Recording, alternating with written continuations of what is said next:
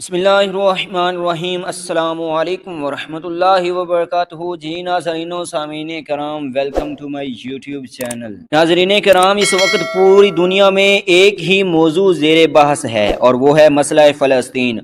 اور فلسطینی عوام ہی نہیں بلکہ پوری دنیا پریشان ہے کہ یہ قضیہ مزید کتنی جانیں لے گا اور یہ خطہ مزید کتنی دیر تک چند ایک لوگوں کی خواہشات کی نظر ہوتا رہے گا۔ میں کافی تحقیق کے بعد اس جاری جنگ کے حقائق، ماضی، حال اور مستقبل، اور فلسطین اسرائیل وار کی تاریخ، اس جنگ میں اپنوں اور بیگانوں کا کردار اور بے شمار چھپے ہوئے پہلوؤں کی عقدہ کشائی کرنے جا رہا ہوں تاکہ ایک مکمل منظرنامہ اس حوالے سے آپ کی نظر میں ہو اور آپ کے علم میں ہو کہ فلسطین کے قضیے کو لے کر پچھلی کئی دہائیوں سے کیا چلتا رہا، تاکہ موجودہ صورتحال سمجھنے اور اس کا نتیجہ نکالنے میں آسانی ہو۔ اپنے موضوع کی طرف بڑھنے سے پہلے آپ سے ریکویسٹ ہے کہ اگر آپ اس چینل پر نیو آئے ہیں تو اس چینل کو سبسکرائب کر دیں اور ساتھ ہی بیل آئیکن کو پریس کر دیں تاکہ ہر نئی آنے والی ویڈیو سب سے پہلے آپ تک پہنچ سکے۔ ناظرین کرام، مسلم ممالک کی عوام یعنی امت مسلمہ پچھلی 2-3 صدیوں سے عموماً اور ایک صدی سے خصوصاً اپنوں اور بیگانوں کی مشق ستم کا شکار ہے۔ میری ناقص رائے کے مطابق اگر مسلم حکمران اپنے اقتدار یا خواہشات کی خاطر اپنی ہی رعایا کو فتح کرنے اور ایک دوسرے کو تاراج کرنے کے بجائے ایک متحد فوج، مسلم ممالک میں ایک ہی کرنسی اور آپس میں ٹریڈنگ یونٹ بناتے، ایک دوسرے کے لیے ویزا پالیسی آسان کرنے کی طرف توجہ مبذول کرتے تو شاید ہماری یونٹی ختم نہ ہوتی اور کسی بھی غیر مسلم طاقت کو کسی بھی مسلم ملک میں طاقت کا مظاہرہ کرنے کی جرت نہ ہوتی اور یا مسلمانوں کا قتل عام کرنے کی وہ جسارت نہ کرتے۔ یعنی اسرائیل اور فلسطین کی حالیہ جنگ پر بات شروع کرنے اور دشمن کو کوسنے سے پہلے اگر اپنوں کی کرم نوازیوں، امت مسلمہ پر اپنوں کی مہربانیوں پر دلی افسوس نہ کیا جائے تو ممکن ہے کہ بات ادھوری رہ جائے۔ سعودیہ کے شریف مکہ کی نادانیاں، ترکی کے کمال اتاترک کی ریشہ دوانیاں، مصر میں محمد مرسی کی حکومت کا خاتمہ اور اخوان کی ہزاروں کارکنان کا قتل، جمال عبد الناصر کے ظلم و ستم، پاکستان میں پرویز مشرف کے دور اقتدار میں اسلام پسندوں کا قتل عام اور پچھلی کئی دہائیوں سے جاری در پردہ اقتدار کی کشاکش میں خوار ہوتے پاکستانی عوام اور غیر مستحکم پاکستان کے پوری امت مسلمہ میں منفی اثرات، عراق اور ایران اور کویت کی بے فائدہ و بے نتیجہ جنگ، شام میں حافظ الاسد اور بشار الاسد کا اقتدار کی لالچ میں شام کو میدان جنگ بنانا، ایران میں خمینی انقلاب کے نام پر قتل عام اور ایک مخصوص طبقے کا تسلط، فلسطین کے قضیے میں ترکی کی اسرائیل کے ساتھ ٹریڈنگ اور سعودی عرب کا اسرائیل کے ساتھ نرم رویہ، کس کا رونا رویا جائے۔ بدقسمتی سے ہماری نا اتفاقی نے جو بے یقینی کی صورتحال امت مسلمہ پر طاری کر دی اور اس کے نتیجے میں جو دشمنان اسلام کو فائدہ ہوا وہ تاریخ کا ایک تاریک ترین باب ہے۔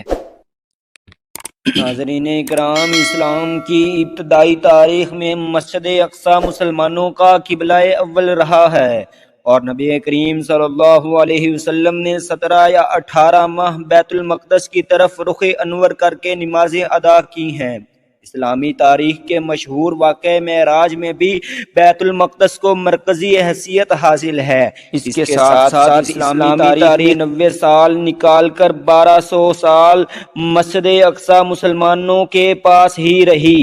مسلمانوں نے 15 ہجری 636 عیسوی میں اس کو فتح کے لیے یہ صلیبیوں کے قبضہ میں چلی گئی اور صلیبیوں نے 1099 عیسوی 492 ہجری میں اس پر قبضہ کیا اور 90 سال کے لیے یہ مسلمانوں کے ہاتھ سے نکل گئی۔ پھر مسلمانوں کے عظیم سپہ سالار سلطان صلاح الدین ایوبی نے اسے 1187 عیسوی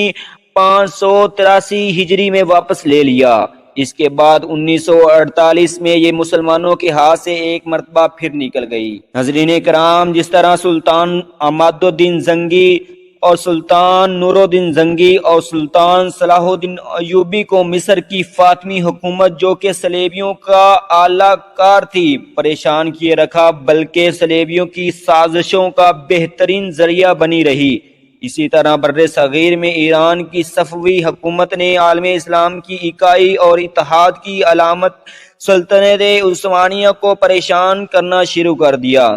بلکہ عثمانی حکومت سے باقاعدہ جنگیں شروع کر دیں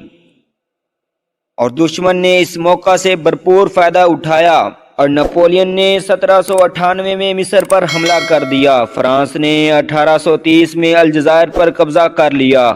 انگلینڈ نے 1838 میں اردن پر قبضہ کیا۔ فرانس نے 1881 میں تیونس پر قبضہ کر لیا۔ انگلینڈ نے 1882 میں مصر پر قبضہ کر لیا تو اٹلی نے 1911 میں لیبیا پر قبضہ کر لیا۔ اسی طرح فرانس نے 1911 میں مراکش پر قبضہ کر لیا تو 1917 میں انگلینڈ نے عراق پر قبضہ کر لیا، اور یہ جرت شریف مکہ کی غداری اور برطانوی کا سالیسی کے نتیجے میں ہوئی۔ یوں سلطنت عثمانیہ کو سازش کے تحت کمزور کر کے اور پھر ختم کر کے پورے عالم اسلام کو ٹکڑے ٹکڑے کر دیا گیا۔ اسی کے نتیجہ میں 1917 میں ایک معاہدہ بلفور ہوا جس کی صورت میں صہیونی مغربی اتحاد وجود میں آیا۔ 1918 میں اس خطے کا تقریباً مکمل کنٹرول برطانیہ کے پاس چلا گیا اور 1922 میں اقوام متحدہ نے بھی اس کنٹرول کو باقاعدہ تسلیم کر لیا اور اسی سال ہربرٹ سمیوئل متشدد یہودی کو فلسطین میں برطانیہ کی طرف سے پہلا مندوب تعینات کر دیا گیا۔ 1948 میں اقوام متحدہ کی جنرل اسمبلی میں فلسطین کو عربوں اور یہودیوں میں تقسیم کرنے کا ریزولوشن پاس ہوا۔ اس طرح ناجائز ریاست اسرائیل کی بنیاد پڑی اور عرب آبادی کے سینہ پر اسرائیل کا خنجر پست کر دیا گیا۔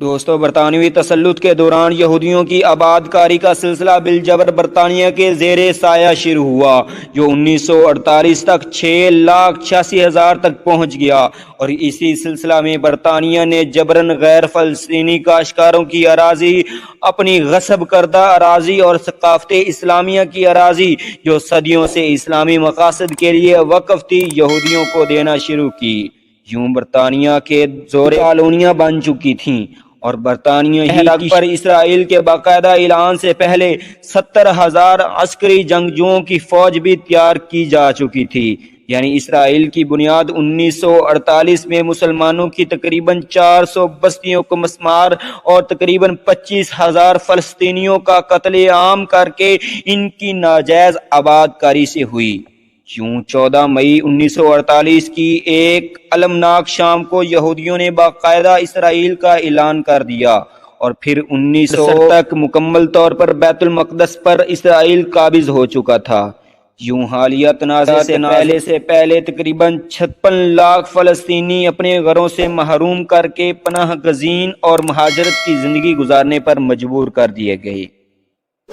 ناظرین کرام، 1945 سے 1948 کے دوران ایک اور حیران کن واقعہ پیش آیا کہ سعودی عرب نے اپنی فلسطین کے ساتھ لگنے والی سرحد نہایت خاموشی سے مملکت اردن کو دے دی۔ یوں سعودی عرب نے براہ راست فلسطین کی ہمسائیگی کو بالقصد ترک کر دیا، جس کے متعلق مختلف مثبت اور منفی رائے قائم کی جاتی رہی۔ اسی دوران 1967 کو عرب اسرائیل جنگ ہوئی، جس میں عرب ممالک کے تقریباً 10,000 فوجی شہید ہوئے، اور پھر اسرائیل نے مصر، شام، لبنان اور اردن کے وسیع علاقوں پر بھی قبضہ کر لیا۔ اس طرح 20,870 مربع میل کے علاقے پر یہودیوں نے ناجائز قبضہ کر لیا، جن میں سے کچھ علاقے بعد میں واپس بھی ہوئے، لیکن بہت کم۔ ناظرین کرام،